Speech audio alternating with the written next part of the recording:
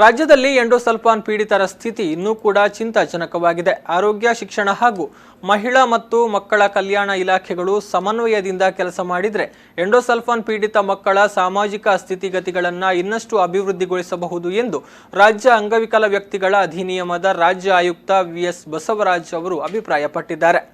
ದಕ್ಷಿಣ ಕನ್ನಡ ಜಿಲ್ಲಾ ಪ್ರವಾಸವನ್ನ ಕೈಗೊಂಡ ಅವರು ಎಂಡೋಸಲ್ಫಾನ್ ಪೀಡಿತರ ಸ್ಥಿತಿಗತಿಗಳ ಬಗ್ಗೆ ಅಧ್ಯಯನ ನಡೆಸಿ ಮಾಹಿತಿ ನೀಡಿದರು.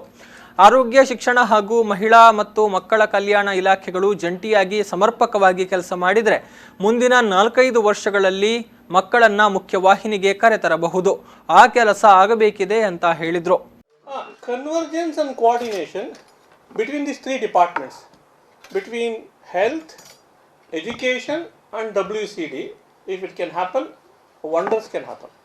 And most importantly, ಅವರನ್ನ ಎಂಡೋಸಲ್ಫಾನ್ ಪೀಡಿತರು ಅಂತ ನೋಡೋದನ್ನು ಬಿಟ್ಟು ಡಿಸಬಿಲಿಟಿ ಇದೆ ಅವರಿಗೆ ಯಾವ ರೀತಿ ಒಂದು ಎಂಪವರ್ಮೆಂಟ್ ಮಾಡಬೇಕು, ಏನು ಫೆಸಿಲಿಟೀಸ್ಗಳನ್ನು ಕೊಟ್ಟರೆ ಅವರು ಮುಖ್ಯವಾಹಿನಿಗೆ ಬರ್ತಾರೆ ಮತ್ತು ಅವ್ರ ಜೀವನ ಕಟ್ಕೊಳ್ತಾರೆ ಅಂತಕ್ಕಂಥ ಪರಿಕಲ್ಪನೆಯನ್ನು ಹುಟ್ಟಾಕಲಿಕ್ಕಿದೆ. ಇನ್ನು ದಕ್ಷಿಣ ಕನ್ನಡ ಜಿಲ್ಲೆಯಲ್ಲಿ ಎಂಡೋಸಲ್ಫಾನ್ ಪೀಡಿತರ ಪುನರ್ವಸತಿ ವ್ಯವಸ್ಥೆ ಬಹಳ ಕೆಳಮಟ್ಟದಲ್ಲಿದೆ. ಮಕ್ಕಳ ಪೋಷಕರನ್ನ ವಿಶ್ವಾಸಕ್ಕೆ ತೆಗೆದುಕೊಳ್ಳುವ ಕೆಲಸ ಆಗಿಲ್ಲ. ಈ ನಿಟ್ಟಿನಲ್ಲಿ ಸಾಕಷ್ಟು ಪ್ರಯತ್ನಗಳು ನಡೆಯಬೇಕಿದೆ ಅಂತ ಹೇಳಿದರು. ನನಗನ್ಸುತ್ತೆ ಎಜುಕೇಷನ್ನು ಸ್ವಲ್ಪ ಭಾಳನೇ ಇಂಪ್ರೂವ್ ಆಗಬೇಕಾಗತ್ತೆ ಇಲ್ಲಿ. Because multi issues. ನಾವು ನೆನ್ನೆ ಒಂದು ಮಗು ವಿಸಿಟ್ ಮಾಡಿದೆ, ಈಗ about 11 years old. Is perfectly good. ಅವನಿಗೇನೆಂದರೆ at the time of a birth there is some extra growth, a neurological disorder.